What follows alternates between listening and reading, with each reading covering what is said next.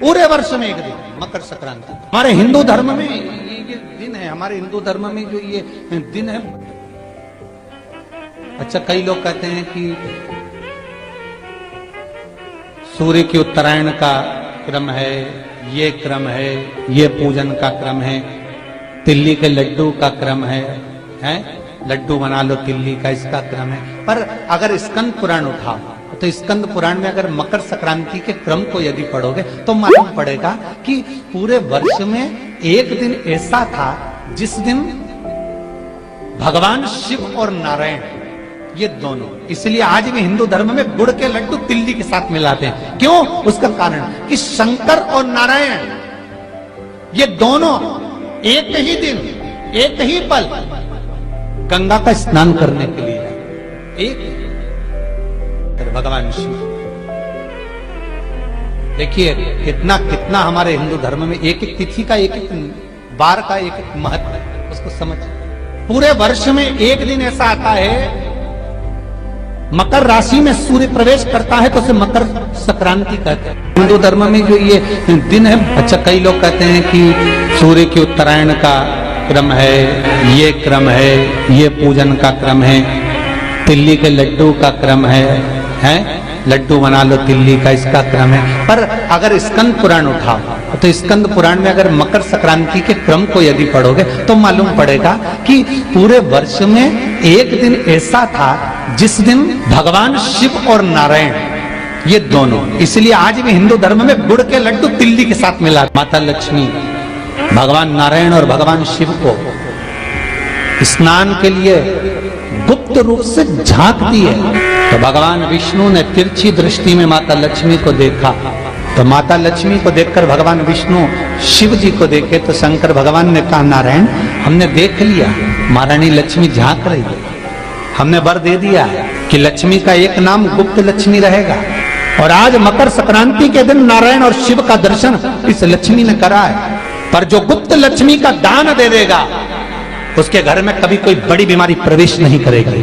Cancer जैसा रोग, kidney और लीवर का रोग नहीं हो सकता। आज भी नियम है कि मकर संक्रांति के दिन एक लड्डू बनाया जाता है गुड़ और तिल्ली का, उसमें 1 का सिक्का, 2 का सिक्का या कोई लक्ष्मी उसमें फंसा दी जाती है और लड्डू को पैक कर कर किसी मंदिर में दान दे दिया जाता है। उसको कहते हैं गुप्त लक्ष्मी, जिससे घर में कोई बड़ी बीमारी प्रवेश नहीं, वो केवल मकर संक्रांति को ही होता है। आप लोग दान करते हो मकर संक्रांति में? कितनी चीजें दान करते हो? और सुहागन माताओं को देते हो ना? क्या देते हो? कितने देते हो? 14। कौन से पुराण में लिखा है कि 14 चीज देना चाहिए? 14 चीजें दान देना है। किस पुराण में लिखा है? कोई तुमसे पूछ सकता है तो महाराज आप कह सकते हो अग्नि पुराण में वर्णन आता है। देव ऋषि नारद भगवान विष्णु के पास जाकर पूछते हैं, नारायण कृपा करिए।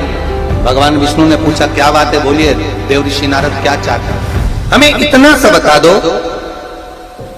शिव जी के यहाँ जाते हैं तो पहले उनके द्वारपाल से पूछना पड़ता है अंदर जाने के लिए। ब्रह्मा जी के यहाँ जाते हैं तो ब्रह्मा जी के द्वारपाल से पूछना पड़ता है। इंद्र के यहाँ जाते हैं तो इंद्र के द्वारपाल से पूछना पड़ता है।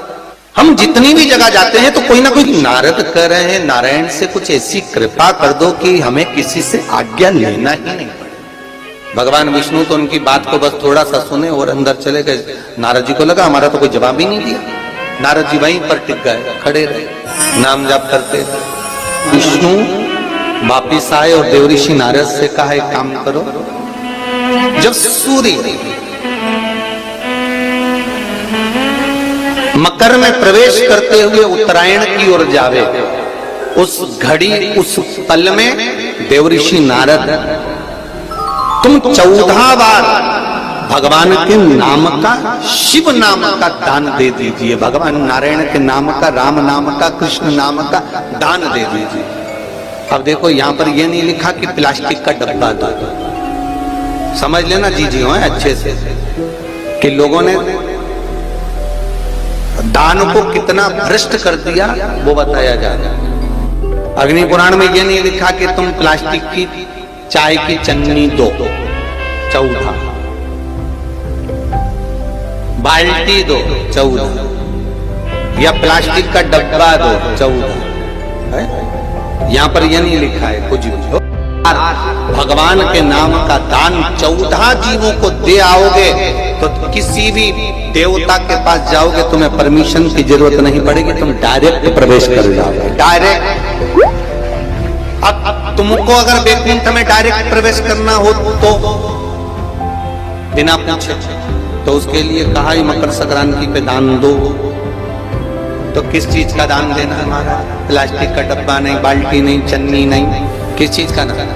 तो कहा अगर देवर्षि नारद आप दान दे रहे हो तो 14 नाम का दान दीजिए, 14 जीवों को नाम का दान दे दो, भगवान के नाम का भजन कर दो। और अगर संसार के लोग दान दे तो किस चीज का? तो के अन्न से बड़ा कोई दान,